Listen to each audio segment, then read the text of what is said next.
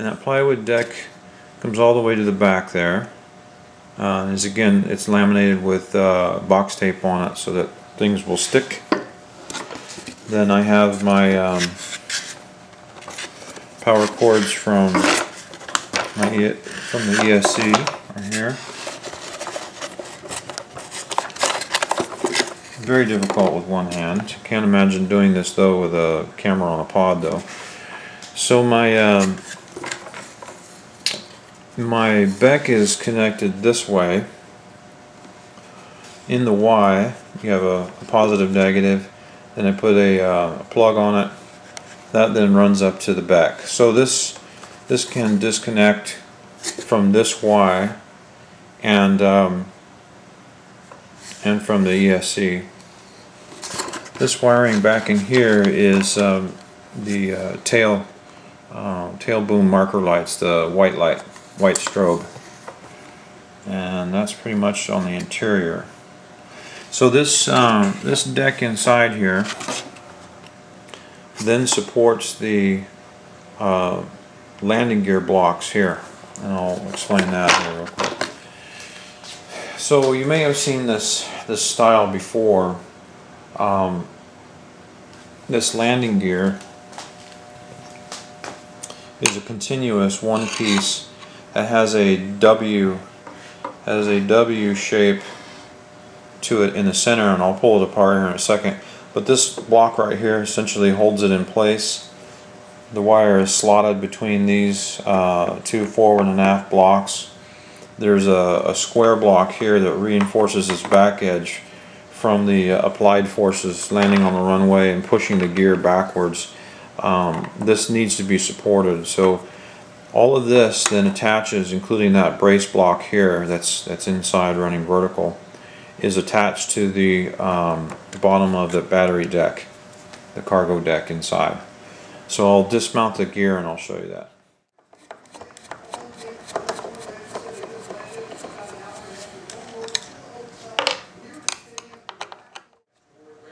Again, that lightweight plywood from Home Depot, and yes, it is about a 1/4 inch thick. It's a little less than that, but it's extremely light. It is a 1, 2, 3, 4 layer. It's a 4-ply that it actually holds together pretty well. Okay, so then it just slips out of the slot right here.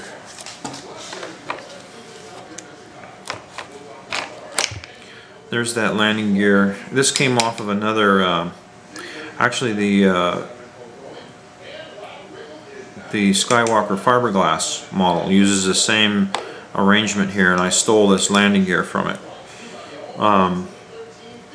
So in the center there is a triangular shaped piece and it's glued in between these two pieces of plywood here. That is the centering, and that's how that works. So the landing gear off. Now you can belly land it.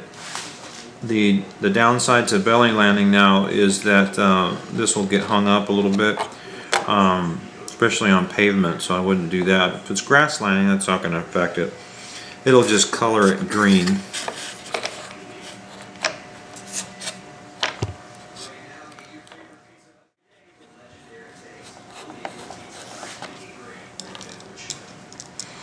Not too difficult.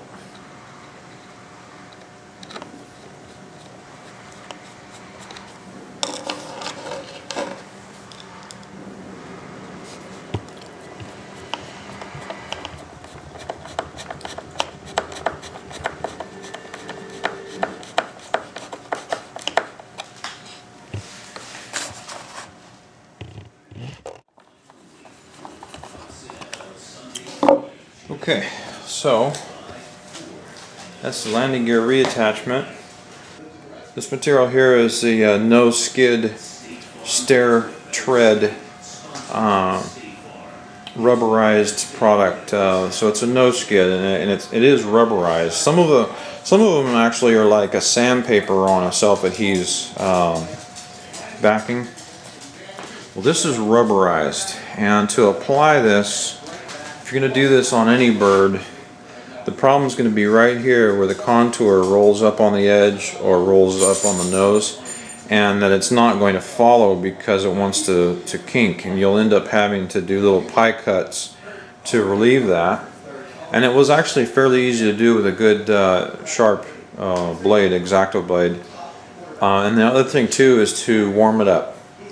The other thing to do is that this area needs to be, underneath this, needs to be covered with a clear box tape in order to stick for long term. Because foam, it just won't stick to foam, not for the long run.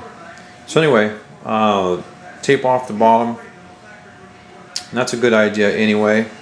And I don't run the tape all the way up. The tape stops somewhere in here. Yeah, right about there.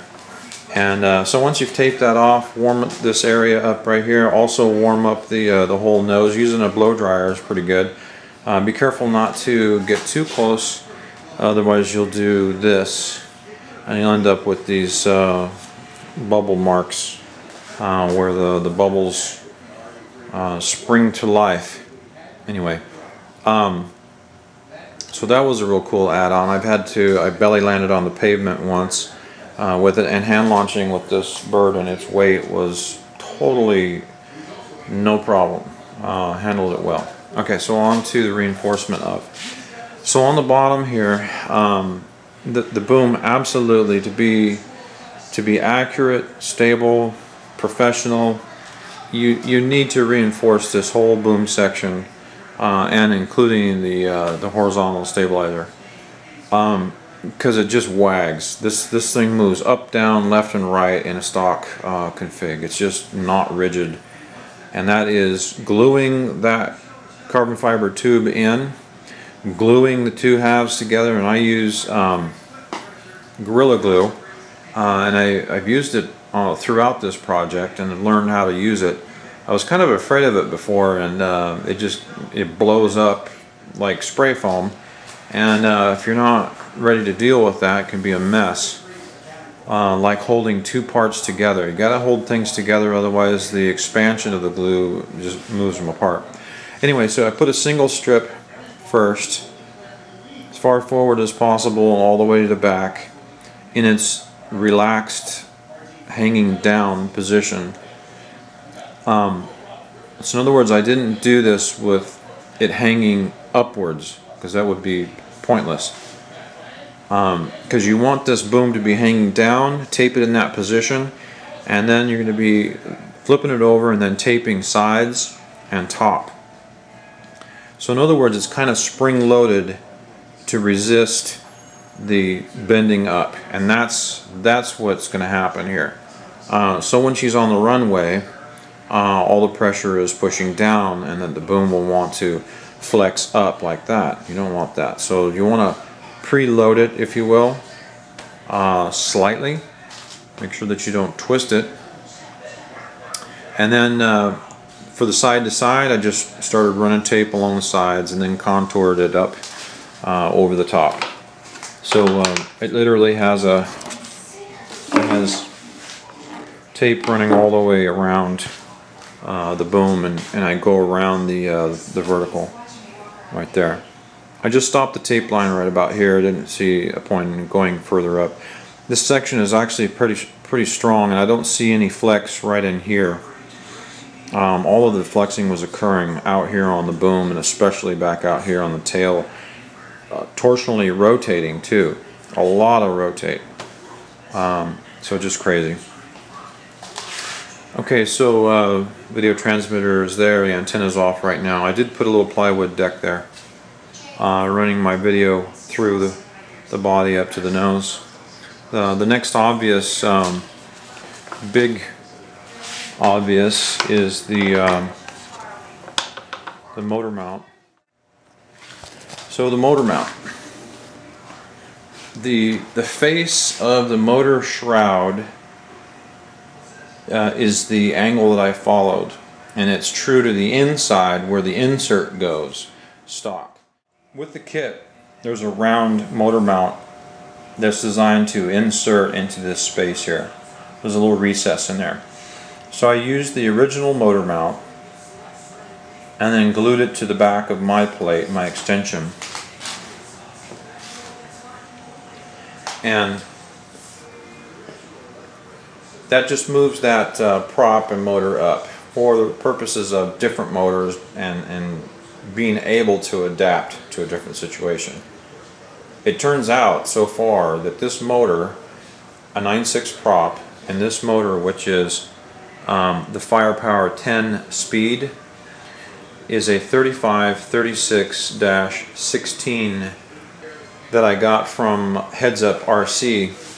The motor speed control and the back, as I mentioned earlier, are all from Heads Up RC. And this motor combo, they have a lot of good data for each motor and what prop is optimum and with what speed control, and it would tell you what the amp draw and all that business is. No, I didn't write that down, but it's easily accessed.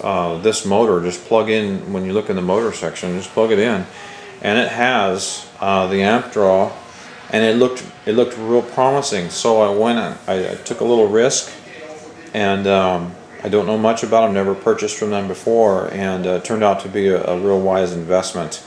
Heads Up RC, yeah, they've got some pretty reasonable prices, and I'm thinking it's a good quality product. So I added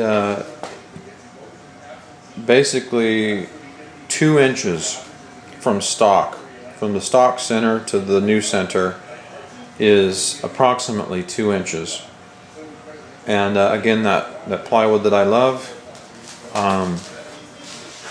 just run some coarse thread screws through there. You could put blind nuts here, but I find that through that 1/4 inch material, those little screws that I have, little 5/8, probably number 6 screws with a head on, and then I drill out the base plate, the hold down holes, so that it's pretty loose and adjustable. That way you can wash her up, thrust angles, and make corrections and so forth with that.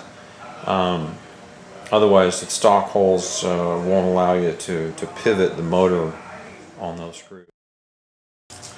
Alright, the tail section.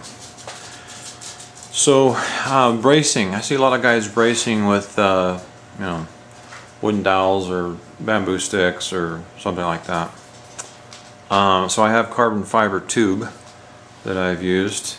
I had it on hand, and basically what I did is attachment. So it's hot glued here, hot glued into this bar that joins the two. Actually, it's super glued to this steel bar, and then hot glued up here. And this is the carbon fiber, stock carbon fiber piece, rectangular stock, bar stock that runs, stock with the kit, I should say, that runs through the horizontal. And what I did is I took the tube and I Dremel split the end like a fork, if you will, a 2-prong fork, and it slips up on both sides of that spar in there, reaches in about a 1/2 inch, a little less than a 1/2 inch, and hot glued them in place. And then set a block here in the tail section and put a screw in there to pinch that bar. The reason is portability. So this is a detach point, and then the 2 stock screws on top are a detachment point. And so that brings me to the thrust angle. Excuse me. That brings me to incidence. I believe that there's talk of a negative incidence built into these horizontals, vertical stabs rather, at the top, and that just doesn't work. What I've done is basically followed the same contour. I cut the top of the vertical stab. I left the back alone. I'm dropping the nose down, the leading edge of the horizontal down. So I took off a strong 1/8 of an inch in the leading edge. And that, I think, brings me barely to just past 0 degrees incidence. So it might be 1 degree positive, and that'll pick the nose up. So that adjustment is reflected in now that the horizontal, excuse me, the elevator surface. The elevator surface is now 0, or near to 0, a lot closer to 0 than it was before. So definitely an absolute must if you want to clean it up, make it more efficient. Otherwise, what you're doing is you're putting up elevator into it, and it's creating a little drag and so forth. Not as efficient as it could be. It also makes the it might make the tail look droopy. I noticed that about it before I did the mod, that the tail looked like it was hanging, the fuse was hanging low, riding low with all that up trim. I mean, I had a lot of up trim. It was a good 1/8 of an inch above plane. So definitely a good mod, and an absolute mod to brace in my opinion, because that tail plane is very weak and flexes across the top of that, rocking back and forth. And then the issue with rudder, I've mentioned in the video that I've had to correct with left rudder trim of a right crab yaw, right yawing. So wings are trimmed 0, ailerons are 0, wing balanced as best I can, and the tail wants to swing to the left. So it's getting a right yaw somewhere in this system, and it's certainly not coming from the rudder. Anyway, so this is where I haven't really done anything to correct for the rudder until just now. Okay, the tail wheel, I just took some rod stock that I had and a tiny wheel foam, and I bent up this tail dragger version, and it runs right on up through. And I'm using this same idea as this push rod stock, which is hollow, and I inserted it into the rudder, mainly as a reinforcement. So I inserted it in the length of the 90 on the end of this rod right here. I also have it inserted in here, so when the halves were open still, the two fuselage halves were still open, I set in this rudder assembly, or tail wheel assembly, steerable, and it comes up into about here, and then does a 90 this direction. I inserted a tube, so when I put the rudder surface on, it slides right onto that tube, and then I tape in place using tape hinge. I opted to do tape hinge again, as I always do, instead of, or have quite a few models I have done the tape hinge, and I still like it, as opposed to a Dubro hinge or something like that. It doesn't really matter. You can choose to do whichever one you want. Okay, so that's it on the mods. These are the batteries that I was talking about. They're Turnigy brand, and I picked them up from Hobby King. They're 4,000 milliamp, a 20 to 30 discharge, 3 cell, and so they're pretty accurate actually. So they're a good 4,000s each, and I've been able to use all the way up to about 3,300 of it, and so I've done a full discharge and recharged, and it put back in about 4,100 milliamp before it said it was full. So my flights have been 25 minutes, and I've been doing that on purpose to see what my performance is like, and at different throttle ranges and so forth. And I've been trying to maintain a 35 to 40% throttle or less, and in the no-wind conditions, that's very achievable. And I get 25 minutes, and I spend about 2,300 milliamp.